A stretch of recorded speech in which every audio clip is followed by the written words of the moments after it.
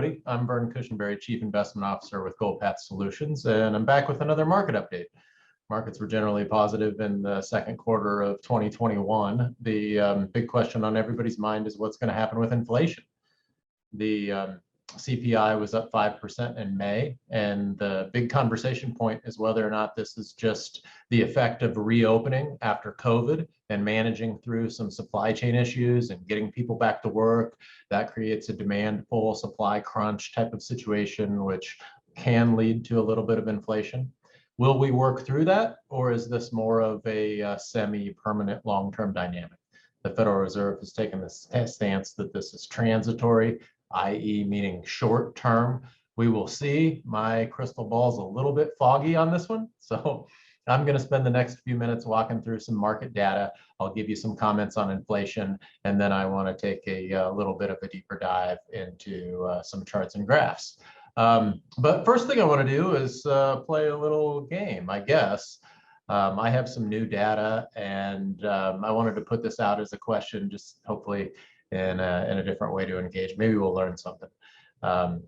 What was the worst year to retire in the last 100 years? So think back through the last 100 years.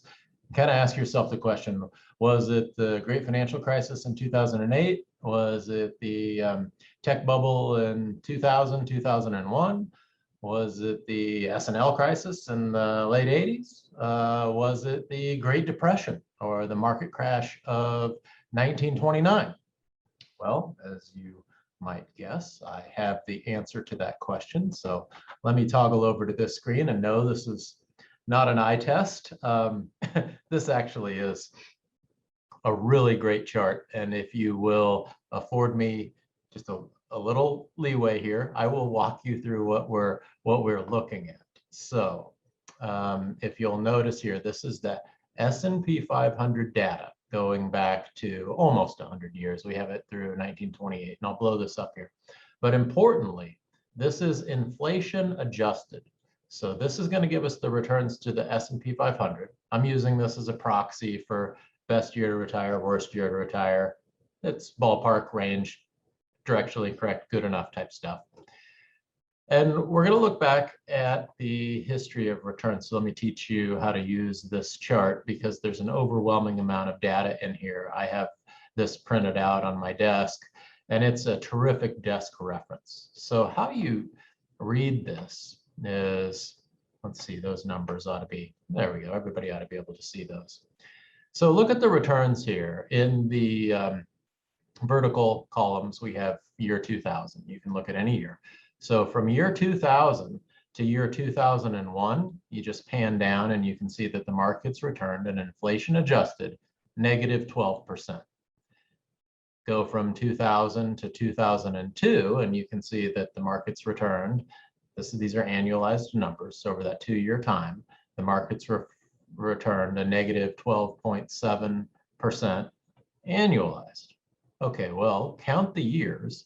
1, 2, 3, 4, 5, 6, 7, 8, 9, 10, 11, 12.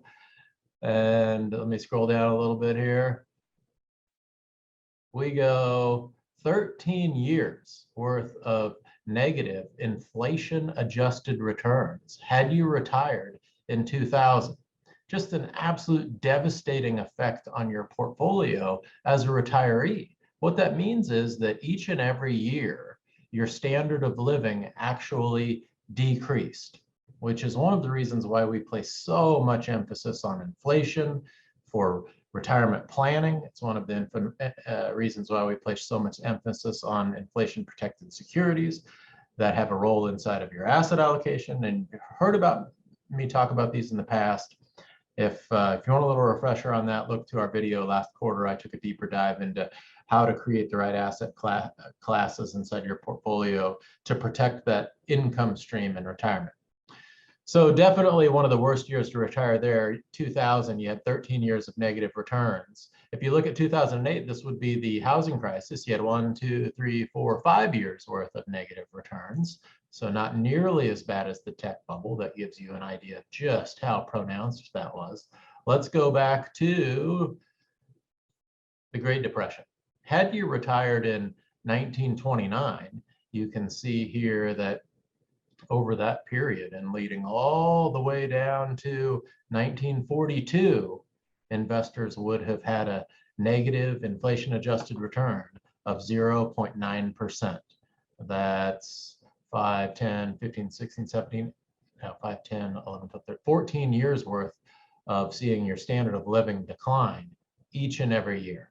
Okay, now for the answer to my trivia question. The worst year to retire in the last 100 or so was 1965. Had you retired in 1965, you went 17 years from 1965 to 1982 with a negative inflation-adjusted return. That's the entirety of your retirement. 17 years is right there to an 82-year-old life expectancy if you retire in 65 or around abouts there. Each and every year, your inflation-adjusted return would have declined by 0.4%. This is an impossibility for retirement. You can't retire with these numbers, which is why it was devastating for so many retirees that checked out of the workforce in the late 60s, early 70s, because you went through a terrible bear market in the early 70s, and then you went through the inflationary, hyperinflationary environment of the late 70s and early 80s, and it just absolutely ate up your retirement savings and led to a decreasing standard of living. So how do we protect against that? We protect against it by layering in inflation preferred securities, securities that do well in an inflationary environment, and then treasury inflation protected securities. And we do that inside of our gold path portfolios, and we do that inside of our portfolios for our individual wealth management clients. And to see the specific effect on your portfolio and how that's likely to unfold in the future, these calls always end the same way, with sit down with your financial planner and make sure that we've properly stress tested that for different environments. So I thought that was a really interesting piece of data this quarter. I wanted to make sure to share it. So thank you. And let me jump into a little market data here. As with every quarter, I wanted to just take a sneak peek in on the markets. We've been just up like a rocket since the depths of the COVID low. Up in the market's up now 92%, nearly 40% up year over year. Investors, by and large, are very happy with that data. And then the next question is, well, how expensive is that? And I've shared this chart with you in the past. If we look at a simple price to earnings ratio, we see that the markets are fairly expensive, 21.5 times earnings, which is above what you might think of as an expensive, historical norm. The market is anticipating a significant rebound in earnings as we reopen the economy. And if earnings grow, we should see these valuation ratios drift back into what we think of as a more normal range. And that's exactly what has happened year to date. If we look at earnings growth year to date, what we're seeing is that earnings are growing faster than the stock market is appreciating. And you can see that here if you look at earnings growth on the right-hand side of the screen.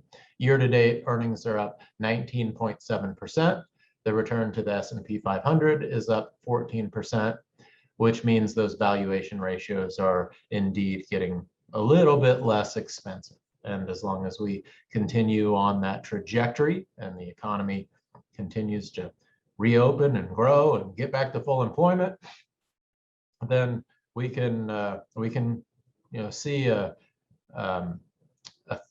thesis begin to develop that the economy will get back on track. You can see what's expected of the markets over here in the chart on the left. The blue bars represent Wall Street's expectation of earnings. The green bars actually represent what has been reported, the green and the gray. So you can see there are big expectations built into the market. So we're looking for those to actually manifest in the coming quarters. Okay, a couple more charts I wanted to share with you on the topic of inflation.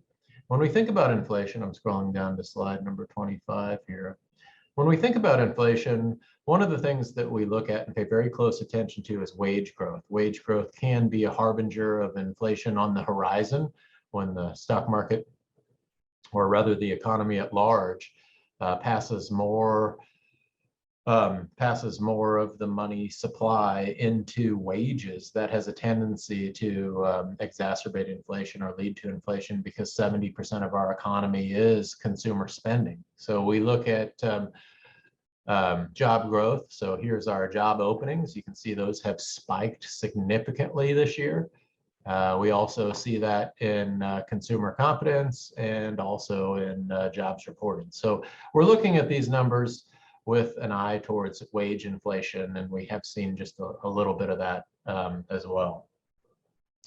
Okay, and then lastly, slide number 20, where am I, 28, two more slides. Slide number 28 shows us the CPI, and I had mentioned that that had posted over 5% in May, and then you see the headline in the core CPI there that strips out energy and food and a few other items.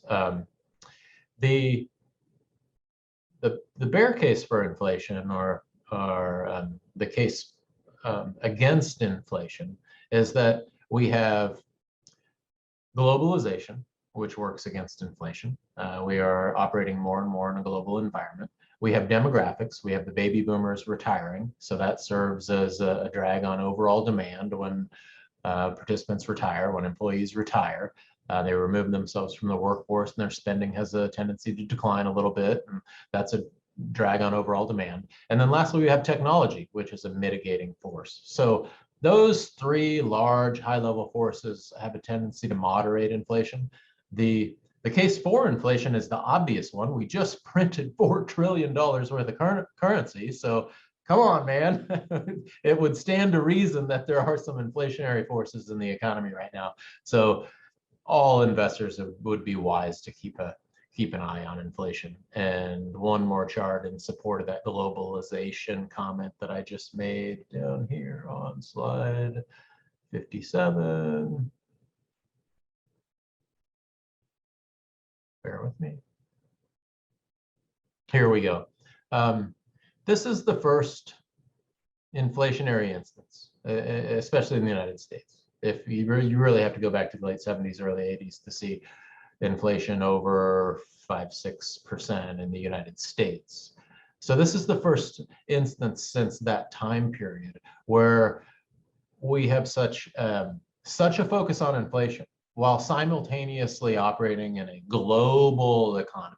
So wage growth, transportation, energy, technology, these are global markets. So it's really the global supply of raw materials and even labor that will ultimately affect those inflation numbers. And you can see that here.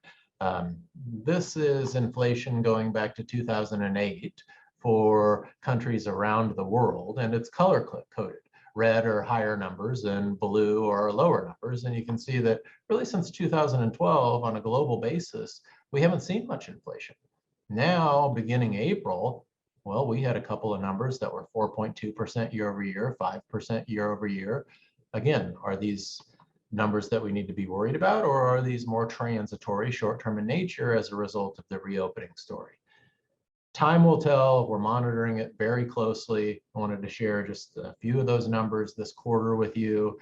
As with every quarter, as with every market update, sit down with your individual financial planner to review your portfolio and make sure that it's been properly stress tested, and we'll make sure you have the right financial plan.